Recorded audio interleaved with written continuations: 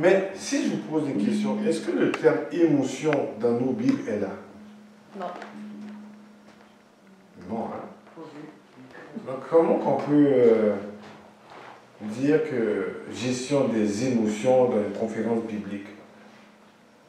C'est un peu compliqué, non? Donc c'est un terme qui n'est pas dans la parole de Dieu en français, ni dans la langue originale. Ce n'est pas un terme utilisé. À vrai dire, c'est un nouveau terme dans la langue française depuis il y a moins de 60 ans environ. Donc il y a eu d'autres mots qu'on a utilisés avant. Mais ce n'est pas un terme, c'est un vieux terme, c'est un nouveau terme, mais qui est très populaire par contre. Donc c'est pour ça qu'on veut parler des émotions, mais il va falloir qu'on l'ancre dans ce que dit dans la parole de Dieu. Donc maintenant, dans la parole de Dieu, est-ce qu'il y a des situations qu'il y a du monde qui réagit? Oui. Oui, un exemple? Quand Pierre apprend que Jésus se fait arrêter, il réagit par la colère en coupant une oreille. Bravo, bravo. Donc, il y a comme une réaction quand Pierre voit Jésus se faire prendre par une troupe d'amis qui arrive dans le jardin pour prendre Jésus. Et puis il sort son couteau. Il y a une réaction. Donc c'est ce qu'on appelle une émotion. Un genre de jugement qui mesure une situation. Donc ça veut dire que si on voit marcher une madame avec son bébé et qu'il y a une voiture ou une charrue qui la prend, qui la renverse, on va avoir une émotion de peur et d'incompréhension, pas vrai? Est-ce qu'on peut contrôler cette émotion-là? Elle est spontanée. On ne peut pas la maîtriser. Donc c'est ce qu'on appelle une émotion. Donc, il y a quelque chose qui sort et qui pouf. Maintenant, dans la Bible, pour bien ancrer, quel mot que la Bible utilise pour cela? Quelque chose, c'est comme une pulsion, c'est comme une réaction ou un jugement d'une situation. Un sentiment? Non, tantôt on va voir la différence. Ok? Mais ça c'est un bon petit, je vais une petite parenthèse là. Émotion et sentiment sont reliés ensemble mais sont différents. Pour de vrai, ils sont comme ça. Mais là on fait comme ça pour voir leur différence. Pour après ça les regrouper ensemble. Ok?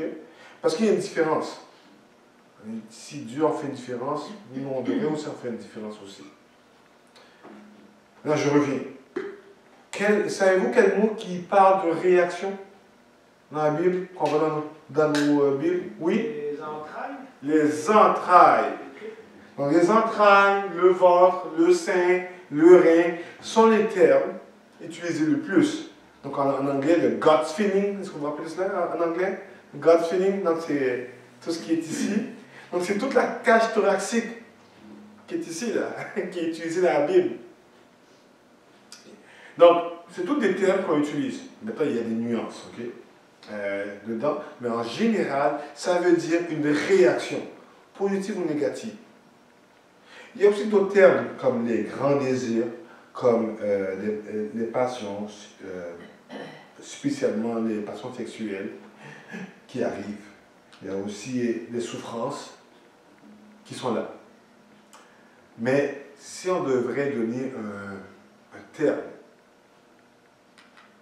c'est le siège des émotions. Là où on réagit. Et c'est, dans la Bible, c'est beaucoup utilisé les termes thoraciques qu'on a. Dans le terme thoracique, on a un cœur, pas vrai? Mais ça n'a pas la même définition dans la parole de Dieu. Okay? Donc, je vais juste vous dire, ça n'a pas la même définition. On va dire ça tantôt. Mais c'est clair pour vous? Donc, entrailles est le terme le plus utilisé. Le plus utilisé. Mais il y a aussi d'autres aussi, comme le sein, dans mon sein. Là, on peut se poser une question. Est-ce que Dieu a des émotions? Oui. Il y a deux personnes qui disent oui, et les autres? Mais Jésus, il y en a eu un. Oh. Jésus pleura. Oh. Bel exemple. Je peux pas être en désaccord avec la parole de Dieu. Hein? Donc Dieu a eu des émotions, mais ça va dépendre de notre définition en particulier. Si on regarde la définition d'une réaction, une mesure, oui. Donc, mais si on parle de quelque chose comme sentiment, oh, ça c'est une autre chose qu'on va voir plus tard. Okay? Donc c'est tout c'est pour ça qu'on définit avant d'arriver à dire si c'est biblique ou non. Parce que si on ne définit pas, ça se peut qu'on dit la même chose, mais on dit avec des mots complètement différents. Mais si vous aviez un doute, j'ai comme une petite liste de passages okay, que JP va vous envoyer plus tard. Il y a beaucoup d'exemples dans la parole de Dieu qui parlent d'un Dieu qui a des émotions, qui réagit. Combien de fois que l'Éternel a réagi avec le peuple d'Israël dans le désert, qui s'est irrité contre. Combien de fois que Dieu a dit « Ah, je prends plaisir à un tel. Ah, je suis dans l'allégresse, dans les psaumes, quand les psalmistes font parler l'Éternel. » Donc, à plusieurs reprises, on voit que Dieu réagit. Il mesure une situation. Est-ce que vous êtes là? Donc, on peut se poser la question, alors, est-ce que je dois faire confiance à mes émotions? Non. Mais si Dieu a des émotions et qu'on est créé à son image. Ça dépend. Mais ça dépend. Une émotion ou une pulsion. C'est quoi ta définition de pulsion versus émotion? Elle a bien appris, elle. Hein? Mais c'est une question qui est aussi importante à se poser, parce que nos grands courants philosophiques, surtout au Québec, on est un des piliers en Amérique du Nord, est de faire confiance à nos émotions. Vas-y, comme ça te parle, comme tu penses, comme tu le sens.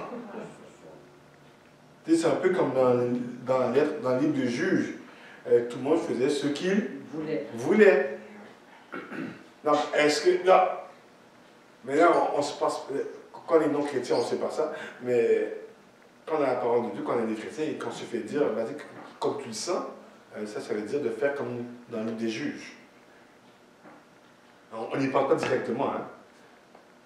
Est-ce que le livre des Juges est une belle histoire? Non. Donc je vous encourage à étudier une livre des Juges pour définir si c'est une belle histoire de faire qu'est-ce qu'on pense, ce qui résulte toujours à se détourner de l'Éternel. Et par grâce, Dieu envoie des juges. C'est vraiment par grâce que Dieu envoie des juges.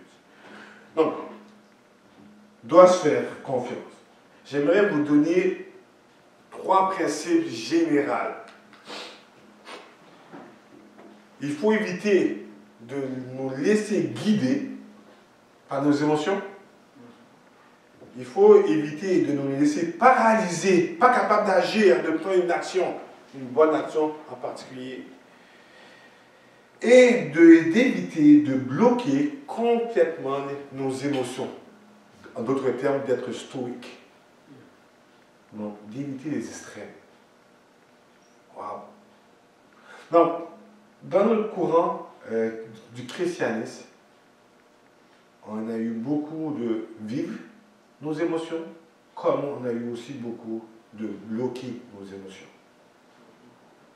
Moi, je suis en train de vous dire, ni un ni l'autre. Parce que si on a un Dieu qui a des émotions qui nous montrent, ça veut dire que nos émotions ne sont pas totalement mauvaises. Mais on a un problème. On va revenir après dessus. Maintenant, qu'est-ce qu'on devrait faire avec nos émotions? J'aimerais vous proposer 3 réponses possibles qui vont influencer le reste de ce qu'on va dire. 3 réponses possibles. Non. Mes émotions ne sont pas bonnes. Non, je ne veux pas faire confiance. Parce qu'il y a un mauvais jugement. Donc, même si que, je vois une situation, ça me fait réagir, mais non, mon jugement n'est pas bon. Et j'ai eu une mauvaise réaction à cela.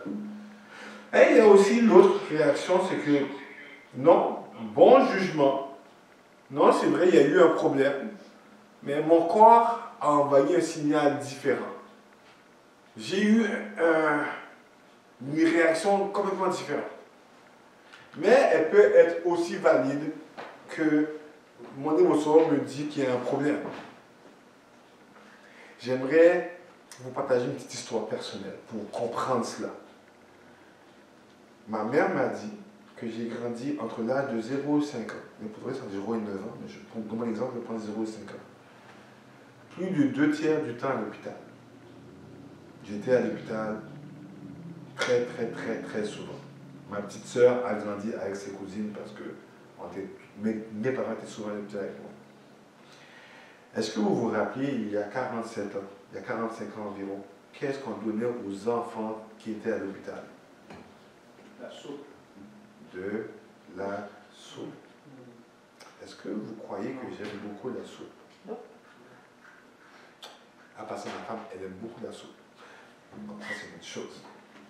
D'un autre exemple, vous allez comprendre. Donc, si j'arrive près de l'hôpital, moi je suis un des pasteurs, oh oui, j'ai oublié de me dire, je suis un des pasteurs de l'église heureusement. Ok, en passant. J'ai oublié de vous dire. Ainsi, je m'avais fait une visite pastorale avec mon épouse. D'habitude, c'est moi qui marche plus vite que mon épouse. Et quand on marche, et arrivé proche de les portes d'hôpital, tout d'un coup, mon corps vient prendre 50 kilos. 110 livres environ. Pouf! Et tout d'un coup, chaque pas devient de plus en plus lourd. Plus que je m'approche de l'hôpital. Et plus que ce que j'ai vu, ma femme, elle me rattrape, elle me dépasse. Elle dit, pourquoi tu ralentis comme ça? Mon corps commence à ressentir de l'anxiété. Mais j'ai rien dit, je m'en vais voir quelqu'un. Je vais voir une soeur de l'église qui est malade. On va voir un frère de l'église qui est aux soins intensifs. Je ne vais pas me faire arrêter pour faire une opération. Non, non, non, je m'en vais à l'hôpital parce que je vais visiter. Mais mon corps m'envoie un signal. Je viens avoir la chair de poule. Mes poils, mon corps devient plus lourd. Est-ce que mon corps est en train de m'envoyer un bon message? Est-ce que le message que mon corps m'envoie est vrai? Mais c'est une réaction que j'ai. Donc c'est possible que mon corps m'envoie un message qui n'est pas vrai. Êtes-vous tout le monde d'accord avec ça? Ouais. Ok. Maintenant, je suis allergique aussi aux noix, aux amandes, aux arachides, aux noisettes de manière mortelle. 5 à 15 minutes, je pourrais mourir sous le coup devant vous si j'en mange. Une fois, j'avais 17 ans. J'étais chez un chrétien qui enseignait de la batterie, le drum. Et puis, sa femme est très gentille, j'ai encore sa face dans ma mémoire. Elle m'offre un petit riz John-John. Est-ce qu'il y a des gamins qui savent c'est quoi du riz John-John? C'est du riz aux champignons, ce mets haïtien, que j'aime beaucoup. Elle dit c'est mon riz préféré. Elle m'offre ça, avec plein d'épices. Ça sentait bon. J'avais faim, mais je ne mangeais pas à l'extérieur à cause de mes allergies. Je ne mangeais pas chez les personnes. Je mangeais juste ma famille seulement. Elle me l'offre. Elle a fait ça juste pour moi pendant qu'elle savait que je venais et qu'elle voulait juste que je mange après les cours ensemble. Je n'ai pas pu résister à la bienveillance de cette chère sœur en Christ qui a fait mon riz préféré, imaginez-vous. Elle a pris le temps d'appeler une amie haïtienne pour pouvoir faire du riz John-John. Ça sentait bon. J'ai dit, ok, un petit bol, tout petit bol. Là, je demande s'il n'y a pas d'arachide, tout ça. Elle me dit, non, non, il n'y en a pas. C'est bon. Non, j'ai demandé s'il n'y avait pas de noix. Elle dit, oh, il n'y en a pas. Puis là, je mange un tout petit bol, comme ça. Tout petit. Mange avec son mari, qui est mon prof. Et puis, 2 minutes plus tard, j'ai posé le bol. C'était un tout petit. J'avais vraiment fait. C'est vous le bol. Il dit, ok, bon, 10, quelques minutes après, je remonte sur la batterie. Le prof dit, ok, on recommence. Let's go. Sur la partition. J'ai plus de coordination. Mais n'oublie pas mon cerveau. Je ne comprends pas. J'arrive pas à commander mes membres. Le prof dit, qu'est-ce que tu fais? Arrête de niaiser. Allez, osez. Mais je n'ose pas. Je n'arrive pas à coordonner mes membres. Puis tout d'un coup, il me regarde avec des gros yeux. Qu'est-ce que tu as osé? Je ne sais pas. Il dit, tu as parlé. Ce que je ne savais pas, c'est que mon cou était en train de gonfler à vue d'œil devant lui. Est-ce que mon corps était en train de dire la vérité qu'il y avait un problème? Non, je vous ai donné deux situations. Une fois vous avez dit oui, une fois vous avez dit non. Deux situations réelles de toute façon. Donc le corps peut envoyer des messages vrais et le corps peut envoyer des messages faux. Mais dans la première situation, il était vrai quand même parce que c'était une chose que tu avais vécue avant, fait qu'il faisait comme un genre de rappel. Oui. Mais c'était pas réaliste pour le moment même. Exactement. Fait que c'était comme quelque chose qui était imprimé dans toi. Exactement. Fait que ça faisait un rappel là-dessus. C'est un Tandis rappel. que le deuxième, c'était réel, surtout parce que tu le vivais là. Exactement. Maintenant, il faut savoir que le rappel ne veut pas dire que c'est maintenant il y a une anxiété. C'est ça. Donc, si vous suivez le cours de CB2, sur Quantum Biblique 2, vous allez voir en détail quel organe du cerveau qui fait cela et qui fait les deux exemples que je vous ai donnés. Non, mais il y a un organe en particulier qui fait sortir cet organe-là. Pour comprendre. Donc là, je vous ai donné deux exemples de comment nous on peut ressentir. Et je pourrais bien dire dans le premier exemple, à l'hôpital, que je ne... Ah oui, je suis encore vivant. Hein. Donc, par la grâce de Dieu, je suis vivant. je suis là devant vous, 30 ans plus tard. Mais dans le premier exemple, à l'hôpital, devant l'hôpital, j'ai un choix. Est-ce que je m'en vais ou je continue à aller voir mon frère, ma soeur, que je suis venu prier avec et que c'est mon rôle comme pasteur? Est-ce que vous voyez ce que je veux dire? J'ai un choix de qu'est-ce que je veux faire. Donc ça va avec le bon jugement de mon corps me joue des tours. Donc je prends une décision, mais il n'y a pas de menace devant moi, mais mon corps joue des tours. Il faut que je sache, que je sois conscient que mon corps joue des tours. Tout le monde saisit? Maintenant, allons voir c'est quoi un sentiment. Ok? Comment on peut définir cela? Donc, je vous ai proposé une définition. Provoquée par plusieurs ou différentes émotions.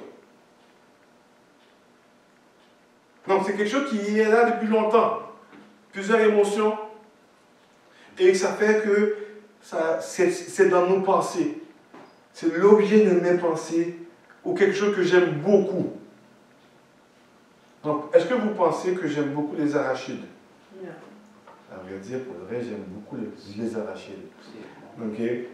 Parce que je suis devenu allergique aux arachides à l'âge de 6 ans. Et à l'âge de 9 ans, je suis devenu allergique mortel. Donc, ça m'a causé, c'est un des problèmes que j'ai eu. Donc, ma soeur et moi, on mangeait un pot d'arachide. Tu sais, les gros crémeux, là, en une fin de semaine, tous les deux. Et après ça, l'autre, on avait 2 par semaine. L'autre devait durer 1 semaine. Donc c'était super dur de ne pas en manger. Juste manger pour rationaliser cela. Donc j'aimais beaucoup les arachides. Le beurre d'arachide en particulier. Et j'en suis devenu mortel. Donc, est-ce que je dois continuer à manger le beurre d'arachide que j'aimais beaucoup? Donc j'ai eu un conflit, moi jeune, avec mes parents, pour que mes parents m'expliquent de ne plus en manger, sinon je vais mourir, sinon je vais souffrir. Donc mon affection, j'avais une affection mais que je n'avais pas le droit. Est-ce que vous voyez l'attention? Est-ce que ça arrive dans notre vie qu'on aime des choses mais qui n'est pas bon pour nous? Alors qu'est-ce qu'on doit faire? Est-ce qu'on doit suivre qu'est-ce qu'on aime ou bien on doit faire qu'est-ce qui est bien? Qu'est-ce qui est bien? On va dire que vous répondez tous la même chose. Est-ce que vous pensez que c'est la même chose spirituellement aussi? Est-ce qu'il y a des choses que vous aimez, mais qui n'est pas bon spirituellement pour votre vie spirituelle? Ben oui. Mais Oui? je veux juste être sûre de bien comprendre. Donc, l'objet de nos pensées, ça peut être, mettons, je sais pas, l'argent, puis l'affection profonde, ça serait quoi? À dire, c'est la même chose pour de vrai. Ok, c'est pareil. Donc, l'objet de nos pensées égale affection profonde. Exactement, parce que si tu aimes beaucoup quelque chose, tu y penses beaucoup. Si tu aimes beaucoup l'argent, avoir de l'argent, on va beaucoup y penser. Ok. On va y rêver. On va penser à des solutions. On va chercher. On va s'imaginer qu'est-ce qu'on ferait avec l'argent, et ainsi de suite. Dans le fond, c'est juste pour que je comprenne bien, Oui. c'est vraiment de l'objet de nos pensées. Si on nourrit cette pensée-là, ça va devenir un sentiment. C'est un peu plus complexe. Ok. Je vais être honnête avec toi, c'est beaucoup plus complexe que ça. Mais si je veux synthétiser pour tout le monde, si je juge émotion que je n'ai pas assez d'argent pour rapidement, j'aurais pu faire ça si j'avais plus d'argent. Mais continuellement sur plusieurs choses, ça va se développer à une affection profonde. Et cette affection profonde va revenir très souvent. Ce qui est un sentiment. Tout le monde comprend? Ça devient une priorité aussi. Ça devient plus qu'une priorité. Mais oui, la réponse est oui. Ça devient même une obligation pour ceux, mais personnellement. Une obsession. Une obsession. Donc, il y a des gens qui vont définir humeur par une émotion persistante. Donc, qui est la même pensée revient tout le temps. On va définir ça par humeur. Il y en a qui mettent ça dans le sentiment, il y en a qui font ça séparément. C'est juste pour vous donner les différentes nuances dans le sentiment. Mais, bibliquement, qu'est-ce qu'un sentiment? C'est méditer, penser, célébrer, dire, soupir, chanter en musique. Vous voyez quand on chante dans un culte, c'est pas pour rien qu'on chante. Ça, c'est biblique. C'est ce qu'on voit dans la Bible. Exactement. C'est une définition biblique. Donc, chanter dans un culte n'est pas pour rien. C'est juste parce que qu'on aime ça. Non. Il y a un purpose. Il y a une raison bien précise pourquoi on chante bibliquement. Mais ce n'est pas l'objet de la conférence d'aujourd'hui. Mais sinon, vous pourrez lire Deutéronome 31 et 32 pour avoir d'où ce que vient la première fois que c'est mentionné. Et ça, c'est juste une petite parenthèse. Okay. Il y a les rêveries, les conspirations. Tout le monde sait c'est quoi une rêverie? Imaginer dans un semi-réveil, un peu comme fait la Sulamite dans Cantique des Cantiques avant son mariage. Une rêverie. Donc, on s'imagine, on est comme par là, un peu sommeil, mais on est conscient. C'est profond, ça. C'est très profond, ça laisse un ancrage très fort dans notre cerveau. Des opinions dirigées par un esprit, prendre parti, tout ça, c'est le même terme pour sentiment. Donc, c'est différent d'une émotion. Oui. Conspiration, est-ce qu'on pourrait dire, par exemple, quand David a vu Bathsheba, Oui, il a fait tout un plan pour... Aller, c'est le mot utilisé en hébreu, oui. Parce que c'est pas... il n'a pas juste pensé, il a fait un plan. Vous voyez que c'est quelque chose qui est profond en nous, profondément. C'est différent d'une émotion. Donc, je peux avoir une passion sexuelle pour quand je vois une femme, pouf, qu'est-ce que je fais avec? Est-ce que je la mets de côté? Non, c'est pas bon. Ou bien je la médite, je la garde, je repense et je fais un plan. Tout le monde saisit? Donc ça, c'est un sentiment, bibliquement parlant. Ça, c'est méditer. Donc quand vous voyez le mot méditer, ça veut dire de réfléchir. Méditer ne veut pas dire lire. Est-ce que je peux faire un petit... Comme on est peu là, vous me permettez de faire des petites parenthèses? Donc quand l'Éternel dit à Josué, médite la loi jour et nuit, est-ce qu'il veut dire lire la loi jour et nuit? Non, c'est penser, repenser. Attends, c'est utile de lire pour pouvoir passer. Hein? Je ne vais pas vous dire de ne pas lire là. Mais ce que je veux vous dire, c'est que méditer ne veut pas dire lire. Ok, je le ferai. Non, ça va. Parce que. Je viens d'arranger la caméra. Je vais être discipliné. Mais ça veut dire, méditer veut dire littéralement, il faut bien comprendre cela, repenser. Qui ici connaît un peu les vaches? Oui, non, pas question. Un peu? Donc, vous savez que les vaches ont plusieurs estomacs, pas vrai? Oui. Ok? Exactement. Donc, le ruminage, là, d'aller de la bouche à un estomac et revenir, je sais que c'est un peu dégoûtant, là, qui revient à la bouche, là, et qui va dans un autre estomac et qui revient à la bouche, ça, c'est la définition de méditer. C'est le terme utilisé dans Josué 1 pour dire méditer. C'est ramener à la pensée, ramener à l'esprit. Et quand on réfléchit à quelque chose, c'est parce qu'on aime cette chose-là. On est en train de la penser, qu'elle soit bien ou mal. L'Éternel nous dit de méditer sa parole. Donc quand on chante, on est en train de mettre un ancrage dans notre pensée. Donc on ne peut pas chanter n'importe quoi. Et si on étudie bien Deutéronome 31, que dit l'Éternel sur le champ, qui ordonne à Moïse d'apprendre à l'Israël, oh! On comprend l'histoire dans les juges après ça. On comprend 1 Samuel 1 à 1 Samuel 5. Donc c'était tout dit avant. On comprend que l'Éternel a donné un ordre, les fêtes de l'Éternel ne sont pas pour rien. C'est pour qu'on puisse avoir une opportunité de repentance. Donc méditer est très important. Donc je prends du temps pour vous comprendre que le sentiment qu'on utilise en mot en français est très important. C'est pas pareil qu'une émotion. Donc imaginez-vous un gros cercle. Ok? Donc j'ai pas de dessin, j'ai pas de. Mais imaginez un gros cercle. Ça là, c'est le sentiment. C'était profond. Les émotions sortent du grand cercle. Ok. Non. Le sentiment, c'est le gros cercle, pas vrai? Ok? C'est stable. C'est qu'est-ce qu'on a intérieurement. C'est le sentiment. Sentiment. Et les émotions, ça sort. C'est de l'impulsion, une impulsion. Pouf! C'est une réaction, c'est un jugement. Mais ça sort de où?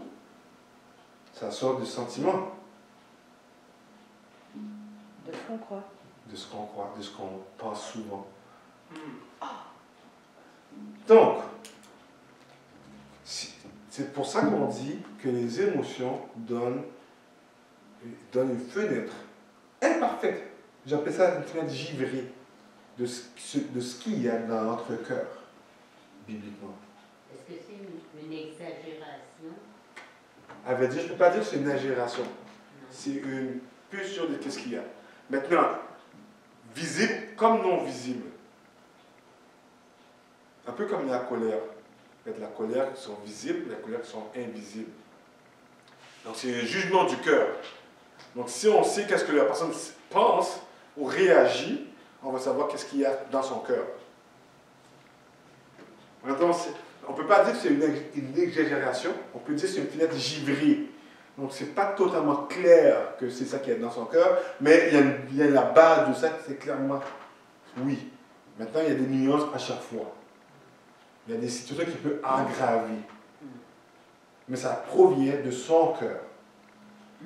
Donc c'est pour ça d'où viennent les sources de la vie? Proverbe 4, 23. Garde ton cœur plus que toute autre chose, car de là Bien, viennent les sources de la vie. Donc, il faut protéger cela. Il y avait une question. Une main Oui. levée. Oui. Donc, dans le fond, l'émotion, c'est une réaction au sentiment. Non. L'émotion est une réaction à une situation. Mais l'émotion ne part pas de n'importe où, elle part d'une place. Tout le monde a déjà vu comment les pop-corn se fait. Les pop-corn, un peu de chaleur et ils éclatent. C'est la même chose. C'est un pop-corn qui vient. Donc imagine que le bas du machine à pop-corn, c'est le cœur, c'est le sentiment. Et les pop-corn, ils sortent de là. Ils réagissent. Mais pas toujours visiblement. Donc, les grains de popcorn, ça se trouve avec tes sentiments. Tes émotions. Mais ils sont dans le bol, Ils sont dans le ton bol. cœur. Ouais. Mais ton sentiment, il est dans ton cœur. Ouais. Puis, tant que ça fait comme éclater, c'est ton émotion qui sort. Exactement. Mais le sentiment, c'est l'ensemble. Exactement. Le contenu. Le contenu, le contenant. Je pourrais dire. Oui, JP. Est-ce que je me trompe en disant que notre société est passée spécialiste à régler les émotions au lieu de régler les sentiments? Oui. Ou Ça veut dire oui et non. Ils ne sont pas là pour régler, ils n'arrivent pas, ils essayent. Ils sont là pour patcher ce qui ressort, ce qui est visible en général, quelquefois ce qui est invisible. Donc oui, les émotions, mais ils ne règlent pas le problème. Donc, les thérapies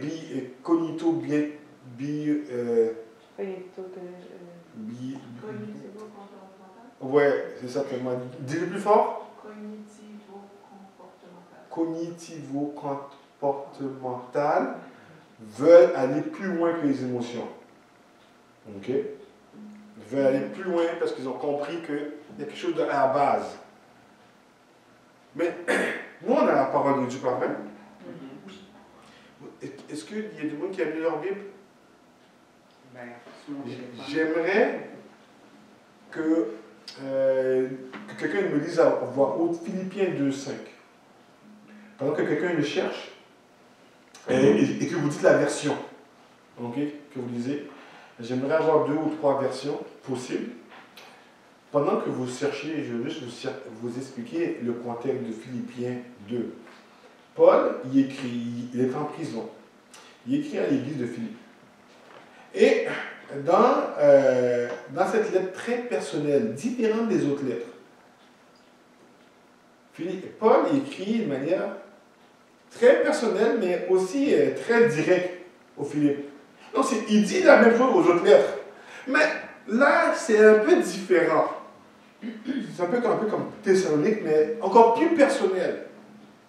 Et on pense beaucoup que c'est lié avec Actes 16.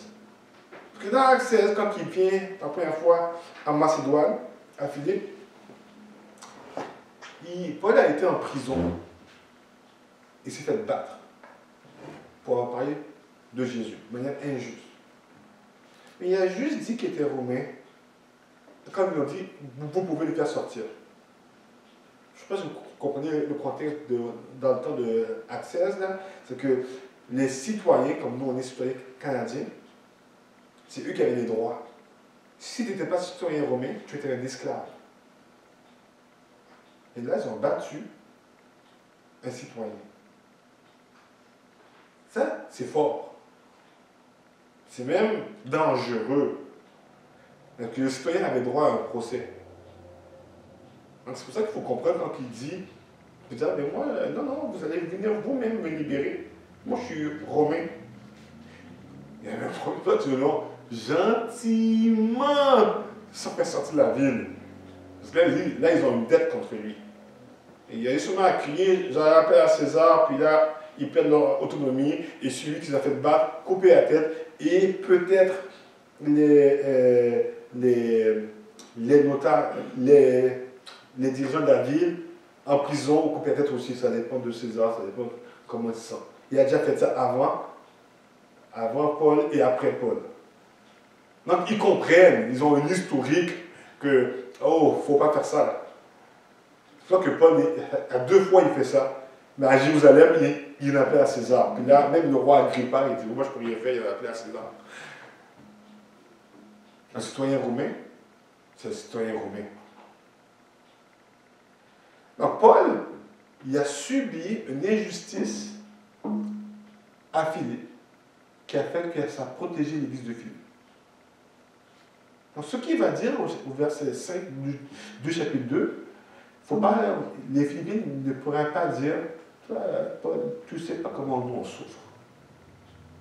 Il ne faut pas oublier que Paul était en prison quand il a écrit cette lettre-là. Donc qui peut dire, en me disant la version que vous avez, Philippiens 2, verset 5, à voix forte, s'il vous plaît. La colombe. La colombe, oui. Verset 5. Oui, verset 5. Ayez en vous la pensée qui était en Christ Jésus.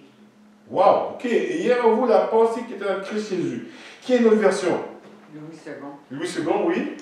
Ayez en vous les sentiments qui étaient en Jésus-Christ. Ah, ok. Ayez en vous les sentiments. Qui est notre version? Oui. Parole vivante, comportez-vous entre vous comme on le fait quand on connaît Jésus-Christ. Wow, comportez-vous. Très bien. Une autre? Du Seigneur, tendez à vivre ainsi entre vous, car c'est qui convient quand on est unis à Jésus-Christ. Wow, tendez à vivre. Wow, ok. Oui, une dernière version? Seconde à 21. Que votre attitude soit identique à celle de Jésus-Christ. Wow. Plusieurs différentes versions. Ils ont bien traduit en passant, je peux vous dire. Ils ont bien traduit le mot pronéo en grec veut dire tout ça. C'est un peu difficile parce que ça veut dire tout ça. Avoir les mêmes pensées, les mêmes attitudes, le même comportement. C'est ce que veut dire sentiment. Non, j'ai juste pris les 3 les plus proches du mot, mais ça veut tout dire la même chose. Ce que Paul est en train de dire, c'est de dire agissez comme Jésus. Ayez les mêmes pensées, les mêmes attitudes comme Jésus. Et ce que Paul dit, c'est pas mal fort, non? Pensez-vous pas? Mais les Philippiens ne peuvent pas dire que Paul n'a pas fait similaire pour eux. C'est laisser battre injustement. C'est juste après, moi, au premier coup, là, j'aurais dit, je suis romain. Je n'aime pas souffrir. Tout le monde saisit? Donc, Paul, il est en train de dire quelque chose de fort, mais il peut le dire parce qu'il y a un lien, il y a une expérience avec les Philippiens. JP? Ouais. Ben, souvent, quand j'étais plus jeune, je lisais souvent « Ayez en vous les sentiments ». Je pensais émotion. Je pensais évidemment « Ah, il faut que j'aime les autres comme Jésus m'a aimé, il faut que je ressente quelque chose pour les autres. » Mais là, c'est pas du tout ça, là. C'est beaucoup plus profond. C'est très profond, à vrai dire. C'est avoir l'exemple de comportement, mais pas le terme comportement, je l'aime moins, parce que ça paraît du physique, du visible, mais là, c'est plus que du visible, les sentiments. C'est qu'est-ce qui est dans nos pensées constamment, qui va impacter notre comportement. Le comportement, c'est juste un résultat par la suite. C'est avoir la pensée de Jésus qui est venu quitter son trône. Parce que c'est ça qu'il dit. Il continue dans Philippiens 2, là. Il continue, là, c'est un très beau chapitre, là, pour l'exemple de l'œuvre de Jésus à la croix. Quitter son trône, venir dans une condition d'esclave, qui est nous, humains, parce qu'on a été créés à la gloire de Dieu, pour sa gloire. On oublie des fois, très souvent. Et mourir, lui qui était Dieu, mais pas juste mourir à la croix, la pire mort. Mourir comme un pécheur, la pire condamnation. Humilié dans sa mort et dans une longue souffrance pénible. C'était ça, là. Même maintenant, on ne fait plus ça. Paul dit d'avoir cette pensée que Jésus avait. Cette attitude que Jésus avait. Ce sentiment que Jésus avait. Donc, vous voyez les définitions là?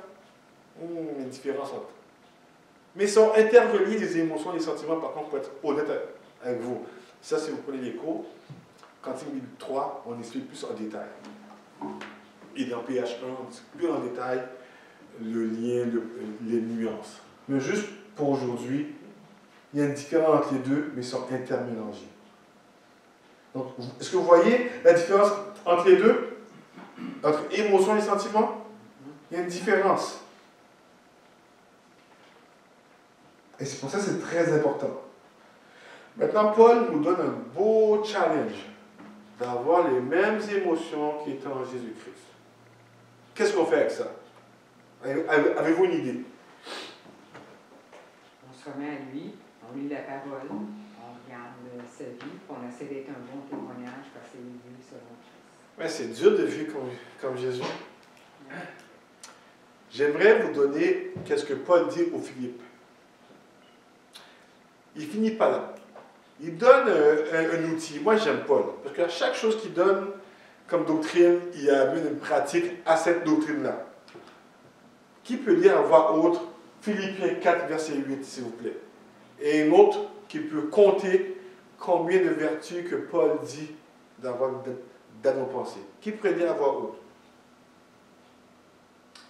On reste, frère, que tout ce qui est vrai, tout ce qui est honorable, tout ce qui est juste, tout ce qui est pur, tout ce qui est aimable, tout ce qui mérite l'approbation, ce qui est vertueux et digne de louange, soit l'objet de vos pensées. Il y a combien de vertus, il y a combien de choses qu'il faut avoir dans nos pensées?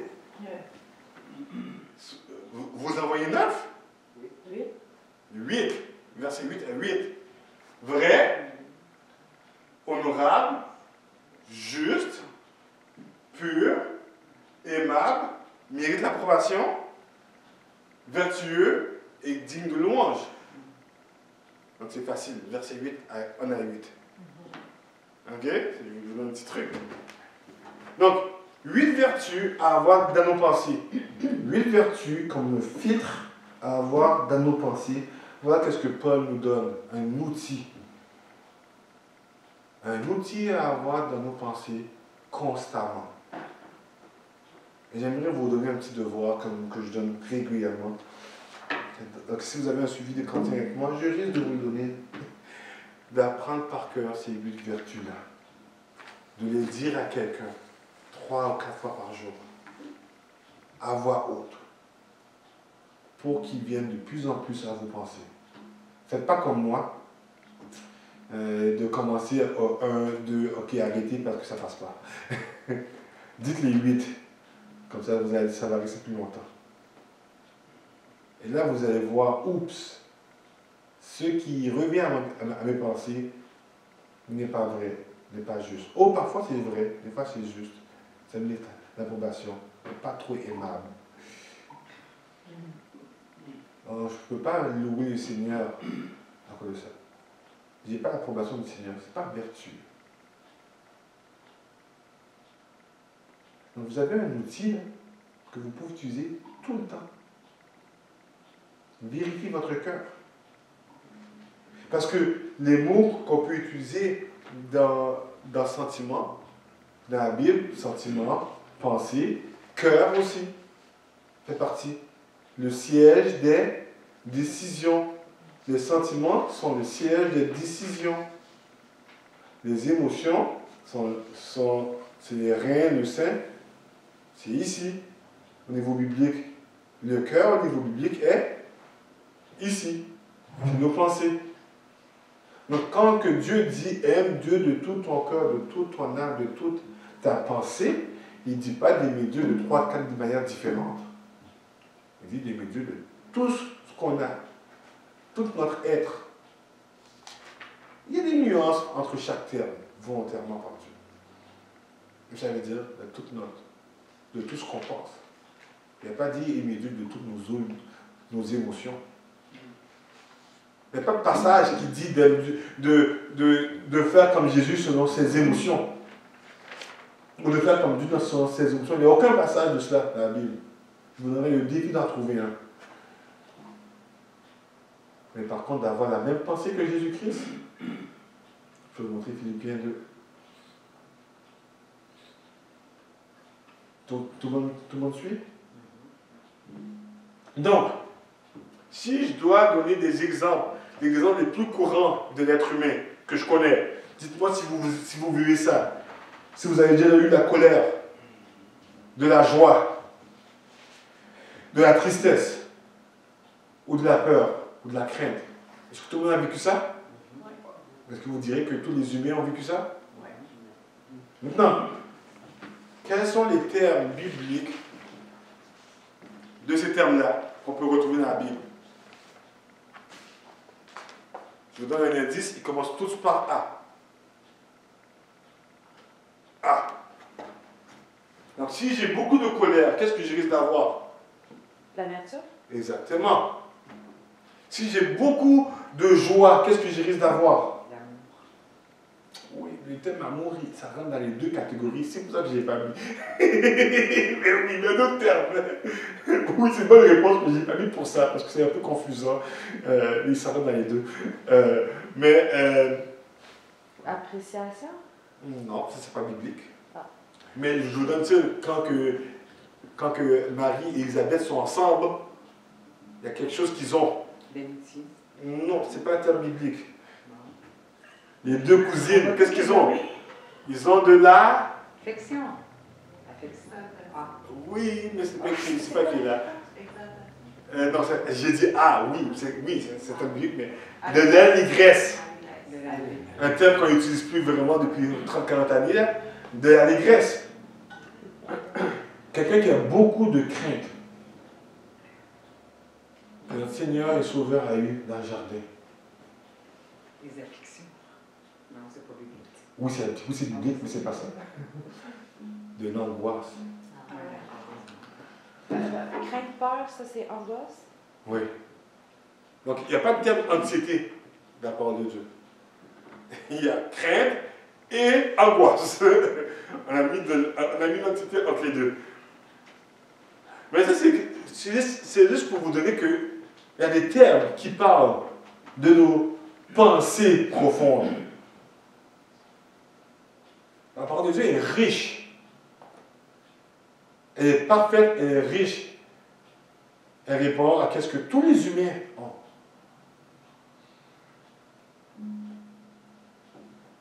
Donc, c'est juste un exemple pour vous donner, si on a plusieurs. Si on a différentes émotions ensemble, ça fait un sentiment de confusion. On est confus. On a nos repères sont mélangés. Donc, c'est le plus simple pour toutes les mêmes. Donc, dedans, c'est sûr et certain, dans nos sentiments, l'amertume est toujours un péché. Hein. Comme dit Paul dans Éphésiens 4, 26, c'est toujours un péché. On voit l'abattement, être abattu, quand on a plus de tristesse. Psaume 42, Caïn, une fois c'est positif. Caïn c'est négatif, Psaume 42, 43 c'est positif. Donc, on peut vivre cela. Donc la parole de Dieu est riche. On peut voir les émotions, quand on peut voir nos sentiments dedans. Mais par contre, nos émotions et nos sentiments sont tachés par le péché et affectent notre jugement. Donc aussi comment j'interprète ce que je vis. Et comment on peut appeler ça, ce que je vis. Donc je vous donne mon mot que j'ai comme un peu inventé. Ma réalité, mon ressenti, une perception de ce que je vis.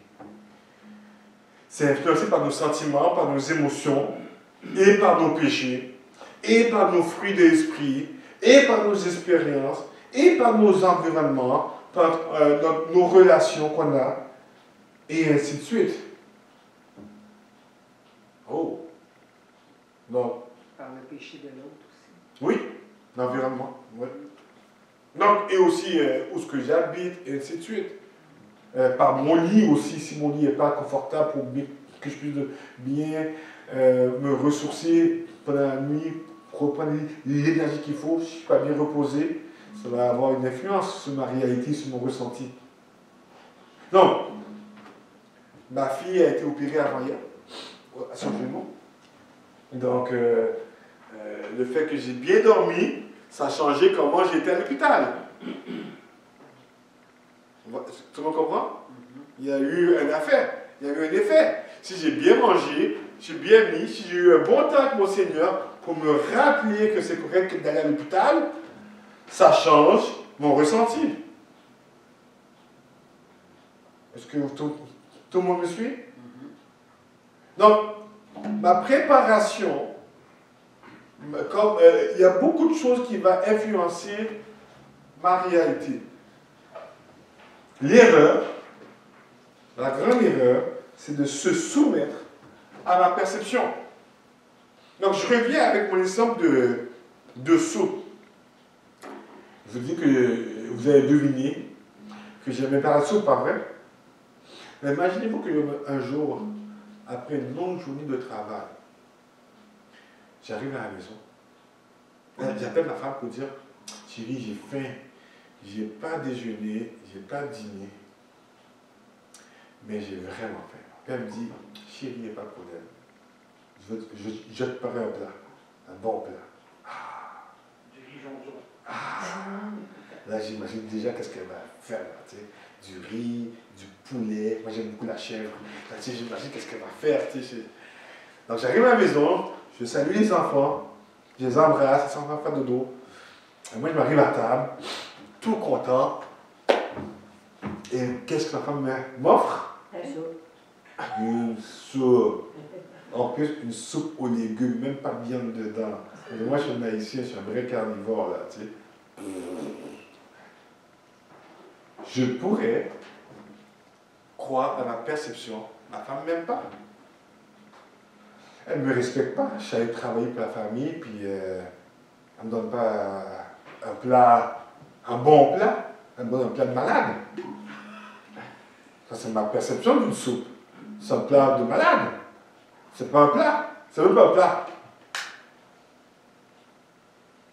Imaginez.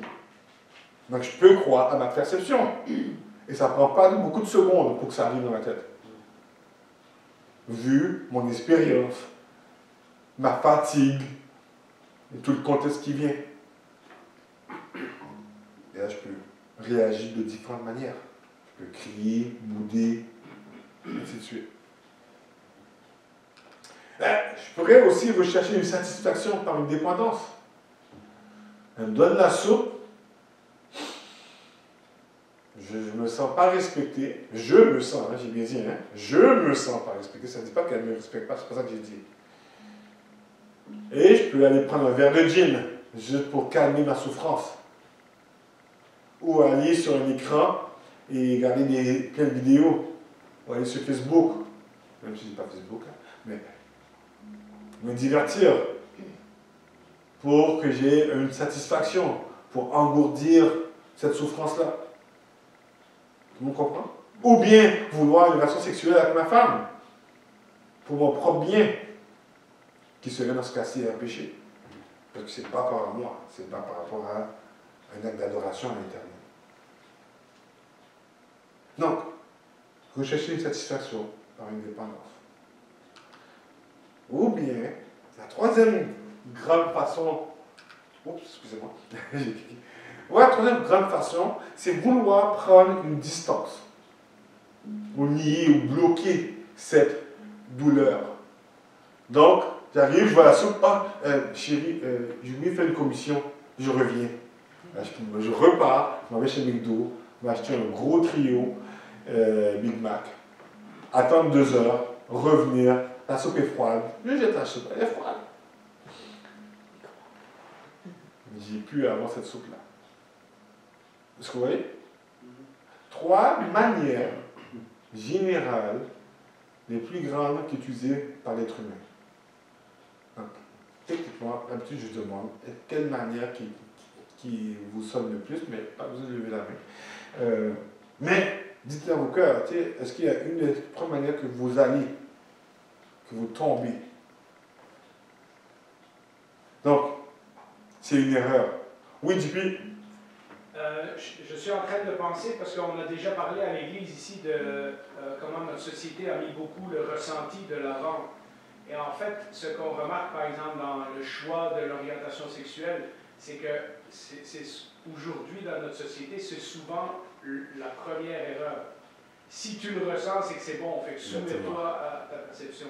Et dans le fond, c'est un cercle vicieux parce qu'après, on nourrit cette perception qui devient dans nos pensées et on veut toujours le faire, mais on est toujours vide.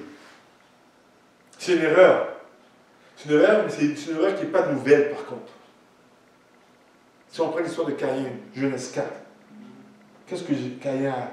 Parce que l'Éternel n'a pas agréé son offrande, il ne faut pas dire qu'il a rejeté le terme utilisé, mais bon, n'a pas agréé, c'est comme ça que la plupart de nos Bibles le traduisent.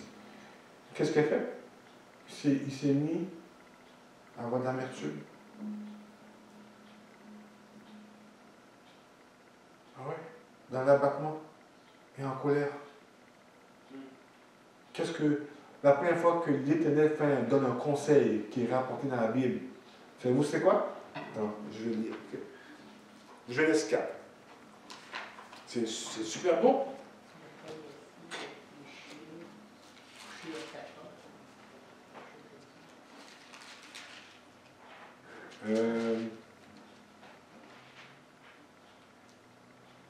Genèse 4. Je vais lire à partir du verset 6.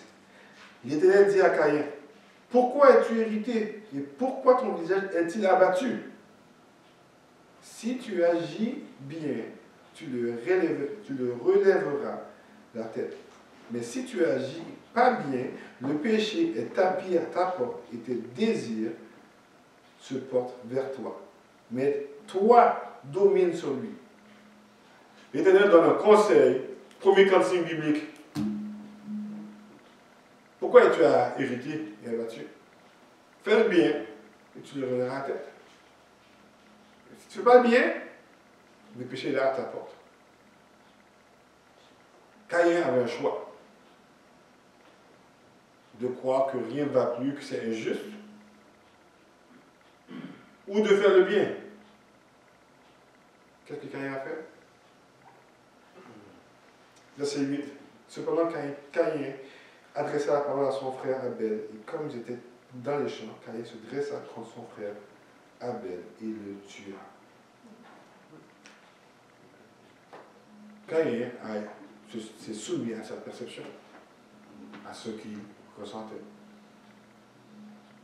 Sa réalité, qui n'était pas vraie dans son cas. C'est triste, mais ce n'est pas nouveau. Ça continue tout le long de l'histoire. Et on voit la conséquence du péché qui continue. J'aurais pu parler aussi de Adam et Ève, avec le fruit défendu. Elle le trouvait beau tout d'un coup. Tout d'un coup, il y a un avantage à le manger. Elle n'a pas cru à la parole de l'Éternel, elle a cru à la parole du serpent. Vous voyez? C'est pas loin, là. Hein? C'est pas juste nouveau, je veux dire. C'est vieux comme l'an 1. Oh, je sais pas comment. On dit d'habitude l'an 40, mais ce qu'on ne sait pas. C'est quand depuis la création, mais c'est vieux depuis Adam et Ève. Est-ce que tout le monde voit? Et on répète cela constamment. C'est le même piège. Notre réalité est un vrai ressenti. Donc je reçois quand je vais à l'hôpital, je ressens mes poids qui pointent. Je ressens quand le médecin a touché le genou de ma fille là, avant l'opération, demandez à ma femme, elle pourrait vous dire comment mon corps a réagi. Je savais que le médecin ne faisait pas mal à ma fille, elle ne fait pas faire violence à ma fille, mais mon corps a réagi. J'étais fébrile, ma femme et ma fille qui subissaient cela, ils me regardaient comme, ils disaient, papa, il ne va pas bien. Hein? Ma fille m'a dit ça après, papa, je t'ai dit, tu n'allais pas bien. Mais je voulais être là, avec ma fille. Mais c'était extrêmement difficile pour moi.